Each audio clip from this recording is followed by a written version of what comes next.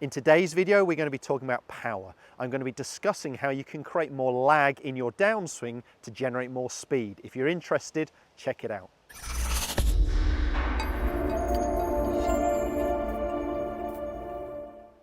Welcome back to the TruGolf Academy. You've joined me, Jon Watts, today at Branston Golf and Country Club. Today's video is all going to be about lag. So what is lag? For anyone who's a little bit newer into golf or golf instructional videos and hasn't come across that term, lag is really the angle between our lead arm and our club shaft. So my lead arm being the one closest to the target and my club shaft here. If I can create a 90-degree angle here and maintain that in my downswing to around halfway down, I've got a lot of lag. Now we have to let that angle go at some point. If we do not let that angle go, we'd miss the top of the golf ball. So creating it is fantastic, but we do have to downcock our wrists at some stage to generate the speed. We just want to do it at the right point in the golf swing. And what we see with a lot of inefficient golf swings is the lag is lost early in the downswing. So potentially in this transition movement, the lag is lost too early rather than being lost down here nearer the golf ball. Now, it was a question I got, and it's obviously a question I get quite a lot, and I'm sure other pros and coaches and YouTubers get all the time, is how do I generate more speed? How do I create more lag? And it's a key topic, and it's a word that golfers like to band around a lot. And obviously we can generate some power when we're talking about the wrists. I'm going to focus in the transition, so we could talk about this from quite a few areas. But I see a lot of lag being lost in the transition from the top of the backswing to the start of the downswing. So personally, I don't mind at what point our wrists start to cock in the backswing. I prefer it to happen a little bit sooner, purely because I think it's easier to happen sooner and complete the turn, and it can help us shorten the backswing. But I could show you great examples of fantastic golfers like a Sergio Garcia with a very late wrist cock in his golf swing, but generates tremendous lag, maybe one of the best out there at generating that lag in there. And you'll see some with an earlier wrist cock, you'll see some with a later wrist cock. But what I want to focus on is the transition, is not losing it and potentially creating more of it. So I'd like to see a figure of around 90 degrees between my lead arm and club shaft at the top, but I want us to maintain that, or even feel like we can increase that angle at the start of the downswing, whereas most golfers are creating that 90 degree, but losing that angle very, very early on, almost casting the club, throwing that club away from them. So in the transition that we're going to be focusing on today, what I want you to get the feeling of is, actually let's go back a little stage there. What we see with a majority of elite golfers is by the time they get to left arm parallel, so around chest height, they are at their maximum load onto their trail foot. So they're generally about 80–85% over here as their left arm is parallel. So 80–85% into their trail foot. That's when their left arm is parallel to the ground. As they complete the backswing, what we start to see with the majority of elite golfers is their pressure is already starting to move towards the target. So they're almost starting to get their hips to work back towards their central position while their upper body is still completing the backswing. What does that create? It creates this disassociation. It means there's a bigger gap between hip turn and shoulder turn. So in the backswing, I've made 90 degrees to shoulder turn and I've turned my hips around 40. If as I'm completing the backswing, I leave my shoulders at 90 and start my hips back to 35–30, I've created a bigger gap between my hip turn and my shoulder turn, that bigger disassociation there, or quite often referred to as X factor stretch. So as I'm starting my downswing, what I'm feeling, or starting that transition, I'm feeling like I'm starting to apply pressure towards my lead leg.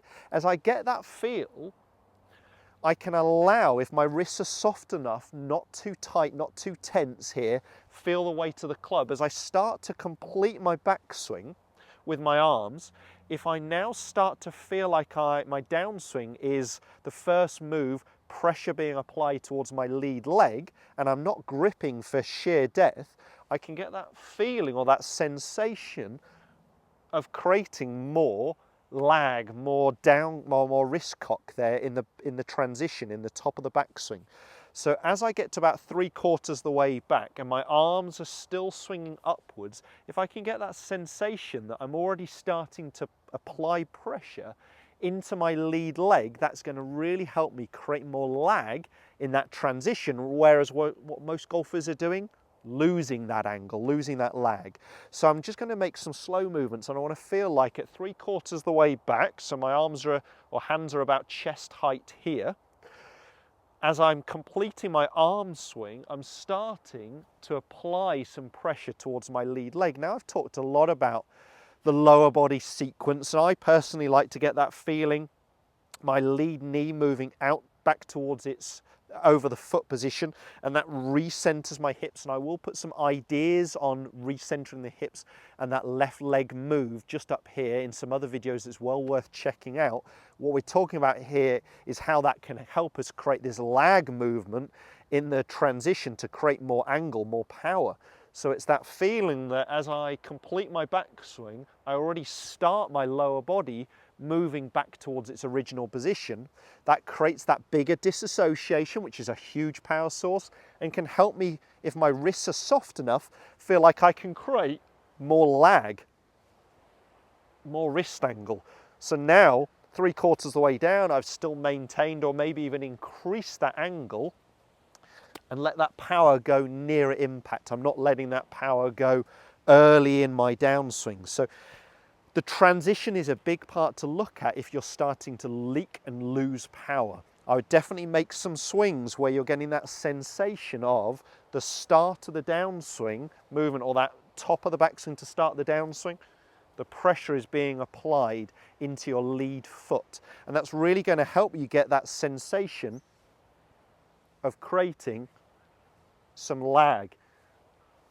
So get that feeling the arms are still running on, but you're starting to apply the pressure towards your lead foot, and that's a big power source that's really going to help you create some more lag in your golf swing. So let me just go ahead and see if I can get that feeling now. I'm hitting a mid-iron, but this is relevant with any golf club. So I'm just going to get that feeling that my first movement on the downswing, or even in that transition as my arms are completing, that my first movement is applying some pressure into my lead foot.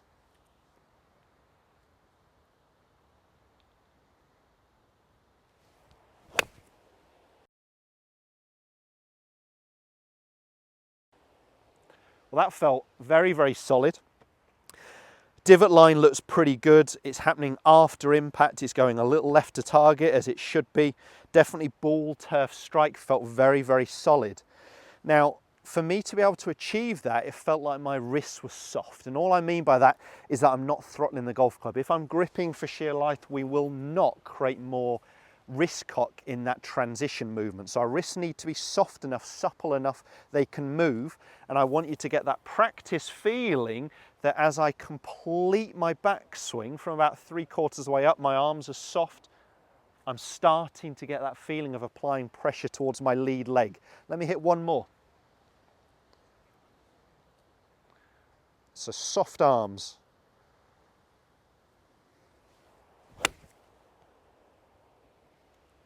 Well, if I could hit them like those two, I'd be very, very happy. So definitely got that feeling of creating more lag. Obviously, I'd need to look at it on video to see the angle difference there. But if you're starting to generate some more speed, that's the outcome we're really looking for. If you're starting to strike it better, that's the outcome we're looking for.